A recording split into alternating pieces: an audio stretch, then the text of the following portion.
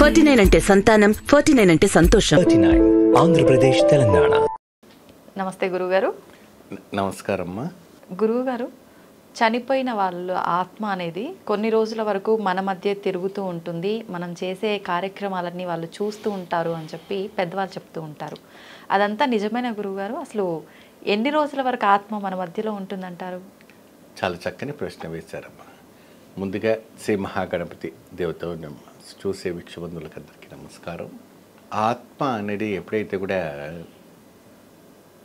వెళ్ళే ఒక 3 రోజుల ముందే ఆ మనిషికి వెళ్తున్నటువంటి ఒక కళలు రావటం, యమదూతలు కనపడటం, ప్రకృతి కనపడటము, అక్కడ వాళ్ళని తీసుకువెళ్ళేటటువంటి ప్రదేశాలు కనపడటం, ఇవన్నీ కూడా ఒక 3 days బిఫోర్ ప్లాట్ఫారం ఏర్పాటు అవుతుంది. ఈవెన్ ఆ బెడ్ మీద రిటైర్డ్ అయిన పర్సన్స్ కావచ్చు, లేదంటే నార్మల్ పర్సన్స్ యాక్టివ్గా ఉండి పడుకున్న సమయంలో అటువంటి కళలు జనరల్గా వస్తాయిలే అనుకొని పడుకొని ఉంటారు, లైట్ తీసుకుంటారు. కొంతమంది కాఫీ తాగుతూ హార్ట్ అటాక్ వచ్చే వాళ్ళు ఉన్నారు, కొంతమంది కింద పడిపోతూ ఉంటుంటారు. సో విధి విధానం ప్రకారంగా జరుగుతుంది. ఆత్మకు అనేది దేని కూడా పర్మనెంట్గా మనం చెప్పడానికి బర్త్ డెత్ అనేది మన చేతుల్లో లేదు. అంతా ఆ పరమాత్ముడు పరమశివుడిని ఒక అనుగ్రహంలోనే ఉంది. మీరు 100 వయసు బతకాలన్నా 6 సంవత్సరాల బతకాలన్నా ఏదైనా ఆ పరమశివుని ఒక ఆ మృత్యుంజయుని చేతిలోనే ఉంది. కాబట్టి ఆత్మ శరీరం వదిలిపెట్టిన తర్వాత అంతిమ సంస్కారం అంతా అయిపోయిన తర్వాత మనకి 11 పెద్ద కర్మ అయ్యేంత వరకు కూడాను ఆత్మ నడమారుతూనే ఉంటుందట మన వెంబడే. వాళ్ళకి 11 రోజుల పాటు కూడా ఈ మధ్యకాలంలో 11 రోజులు కూడా ఎవరు పట్టించుకుంటలేరు. ఏదైనా 2 రోజులు 3 రోజుల్లోనే కార్యక్రమాలు ముగించేసి కర్మని వదిలేసుకుంటున్నారు. కానీ అది మహా తప్పు.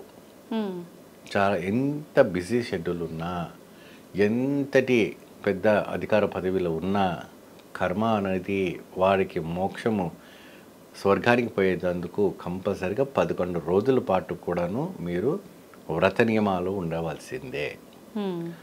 రోజు స్నానం చేయాల్సిందే, ఆ పటం దగ్గర దీపార్థన చేయవలసిందే, నైవేద్యం పెట్టవలసిందే. డైలీ ఉంటుంది. తర్వాత వాళ్ళు ఎక్కడి నుంచి అయితే ఒక కాల్చారో, అంటే సేవను తీసుకుని బయటికి వెళ్తుంటారు కదమ్మా, ఇంట్లో పెట్టి నుంచి బయట అంతా కూడా సంస్కారం చేస్తారు. అంతిమ సంస్కారం అని చేస్తుంటారు. ఆ అంతిమ సంస్కారం చేసిన తర్వాత ఒక శవం అనకుండా శివస్వ శవం అంటారు మనం. దాన్ని తీసి ఆ యాత్ర వరకు వెళ్తుంటుంది బండి. సో ఆ ఇంటి లోపల నుంచి ఆ గేట్ బయట వరకు కూడాను ఒక్కొక్క కర్పూర బిళ్ళను రోజు పొద్దున సాయంత్రం వెలిగించాలి.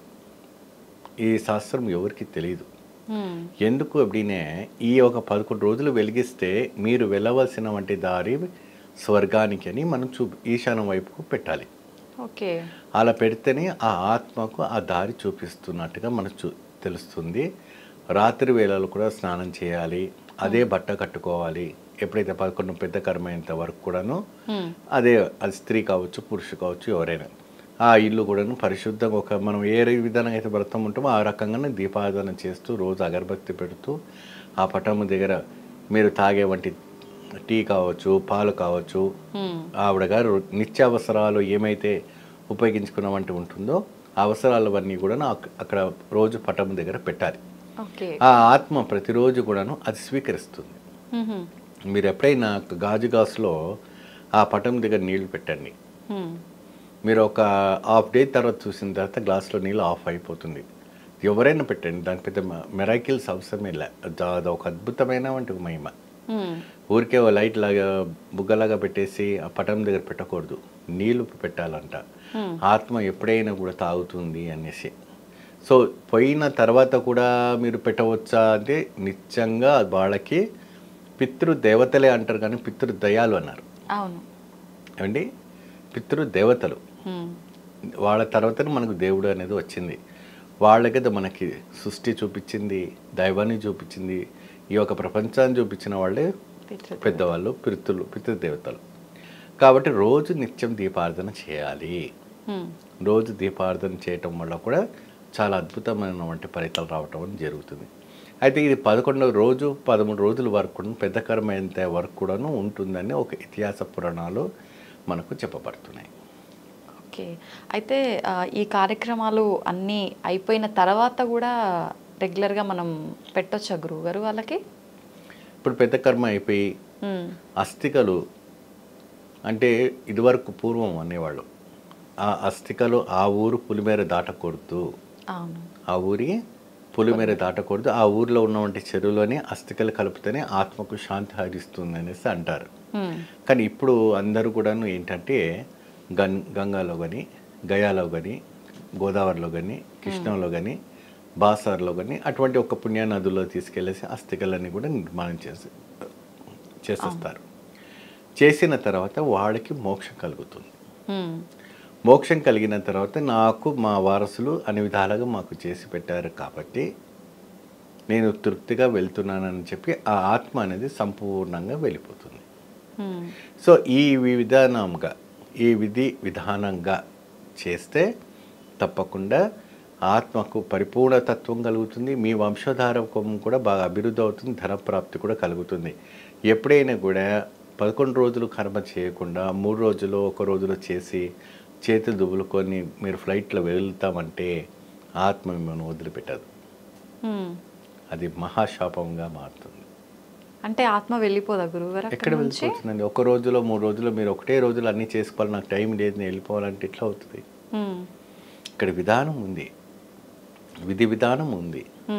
3 రోజుల్లో చేసేస్తాము, 4 రోజుల్లో చేసేస్తాము, 5వ రోజుల్లో చేసేస్తాము, లేదంటే రేపు వచ్చేవంటి పితృపక్ష అమావాస్య వస్తుంటుంది మాల్యాపక్షంలో, ఆ రోజుల్లో కలిపేస్తే ఇంకా మనకి ఎటువంటి ఉండదు அப்படின்னு అంటారు.